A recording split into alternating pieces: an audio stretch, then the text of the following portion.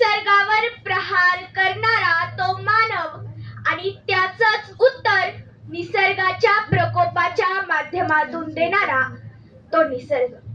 नोकरदार वर्ग जो या शहराच्या आधुनिकतेत रमताना आपण ज्या मातीत जन्माला आलो त्याच मातीवर कोणत्या प्रकारे प्रहार करतोय हे विसरत चाललाय.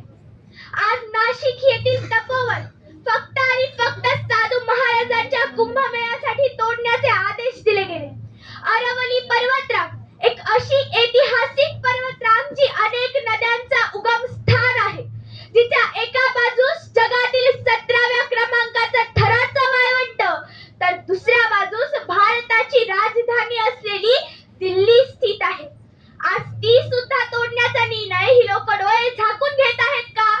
आणि या सर्व निसर्गावर केलेल्या प्रहाराचा परिणाम निसर्गाच्या प्रकोपाच्या माध्यमातून एक निरपराधी असा शेतकरी भोगतोय. आणि याचीच प्रचिती 2025 मध्ये आलेल्या महापुरातून येते.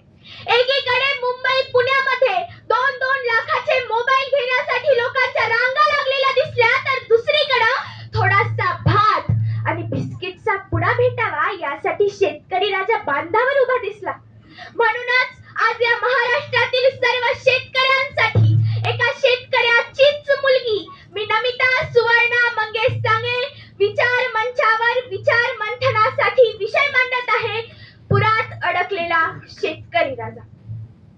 निसर्ग प्राण व्यान अपान उदान समान या पंचमहाभूतांच्या निर्मितीतून निर्माण झालेली एक अत्यंत आकर्षक कलाकृती, जिचं वर्णन करणं साक्षात देवी देवतांनाही शक्य झालं नाही. याच पंचमहाभूतांची अलौकिक तेजस्वी मूर्तिमंत आखीव रेखीव ओतीव कलाकृती अर्थात मानव.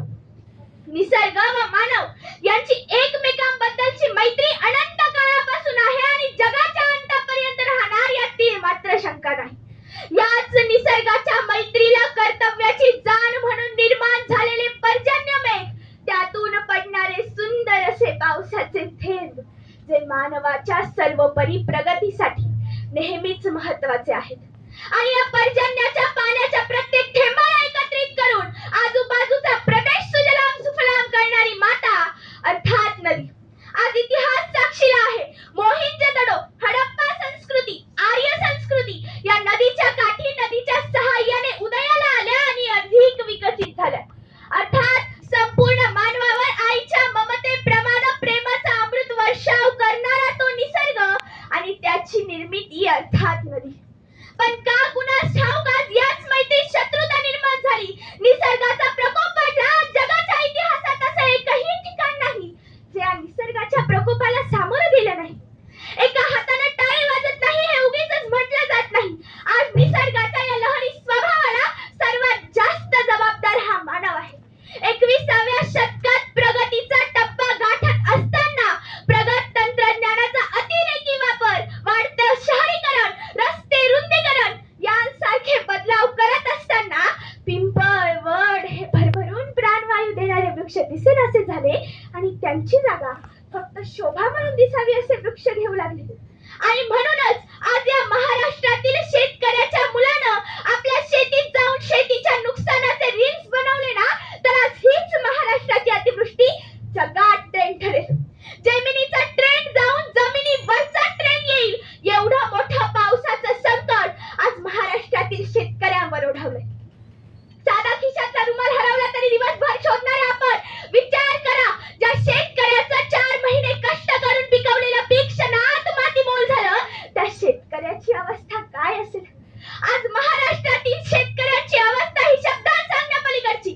11 सांगायचं ठरलं तर महाराष्ट्रातील तब्बल 17,80,000 हेक्टरवरच्या पिकांचं नुकसान झालंय, ज्यात मराठवाडा, विदर्भ, पश्चिम महाराष्ट्र यांचं सर्वात जास्त नुकसान झालंय.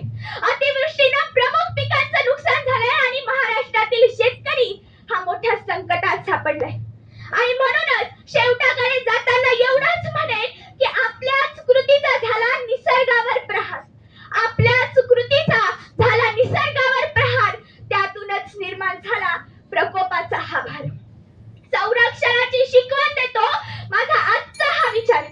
धरणीला वाचवणं आणि शेतकरी जगवणं हाच ठेवा आपला अंतिम विचार, हाच ठेवा आपला अंतिम विचार. इतकाच माफक आशावाद. धन्यवाद. जय हिंद, जय महाराष्ट्र.